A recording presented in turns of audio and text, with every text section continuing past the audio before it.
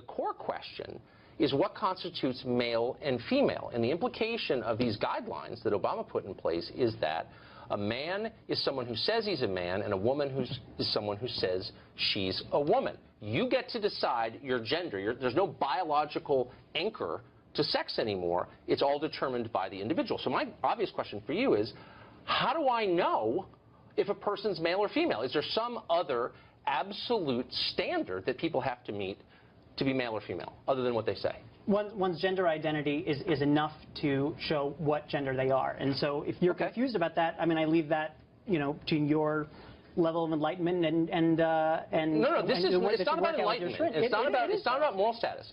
This is a real question because there are all kinds of institutions in American life that function on a sex-segregated basis.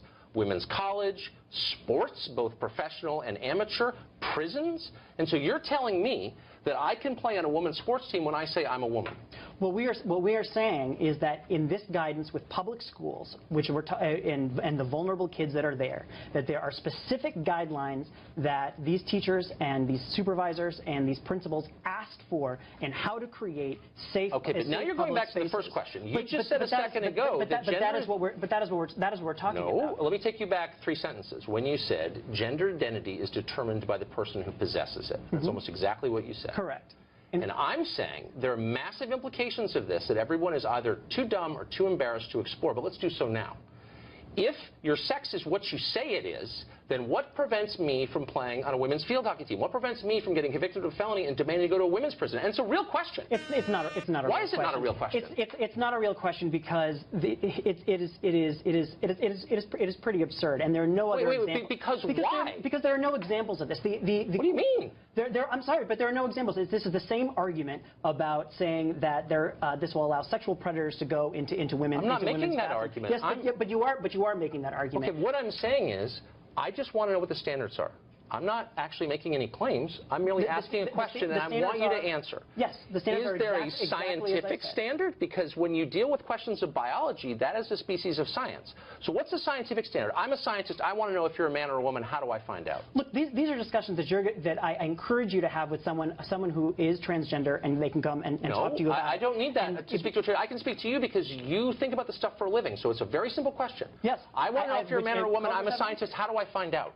Your gender identity determines your gender, period. Okay. So should someone who looks like me, I look like a man, you think I was a man, I say I'm a woman, and I demand to play in a women's sports team, I demand to go to women's college, I demand a small business administration loan for women-owned businesses. That's a real thing. That's a billion-dollar question, for real.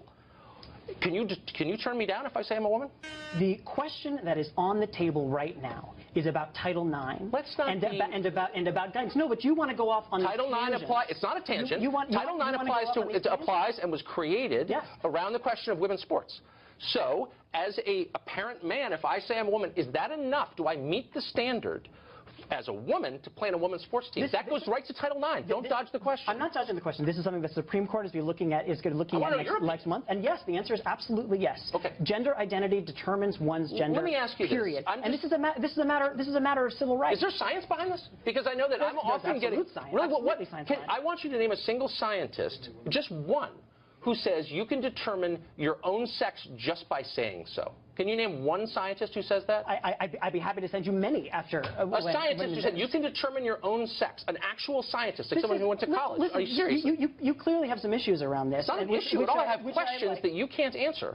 And you're instead throwing things like you're not enlightened. I'm asking you a sincere question. What's the science behind this? And you're deflecting. Why? I'm simply not deflecting. This is a matter of settled science, and it is something What's the science exactly? That you are what you say you are? Could I change my race too? And don't dodge that question. That's a real question. No, you cannot.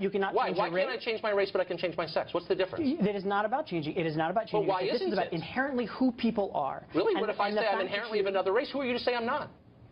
I mean, again, you're getting into these silly hypotheticals. It's not silly at all. 2 years ago, nobody thought you could change your own sex. And you're saying it's settled science. One that is simply not true. We have had transgender protections in this country but you haven't explained what transgender is. You're just saying it's whatever we say it is. Look, you want to go into this in this right-wing pseudoscience. It's not right-wing at all. It absolutely It's pseudoscience, right? You name. I will give you $1,000 if you can find any scientist, like an actual biologist at an accredited American college, willing to come on this show and say, here's the science, here's the state of play of biology 2017, name your sex, and that's what it is? I don't understand. You can't. I don't understand why you won't answer the question I'll answer about why. any question always. Excellent. Why shouldn't schools who are asking for it get guidance on how to create safe environments for all their kids? I would say that guidance exists. It floats on the internet, and if it's merely guidance, then the federal government needs no more to do with it. They could say, here's our guidance. You're undermining your own argument, which was weak to begin with. If it is as simple as that, then why do you care so much? Okay. Unfortunately, we're out of time. I'm actually enjoying this, but I want you to produce the scientist, just one. And let's make it Harvard, and I'll give you $1,000. And I'm not attacking anybody. I'm just asking the question. Anyway, we're out of time.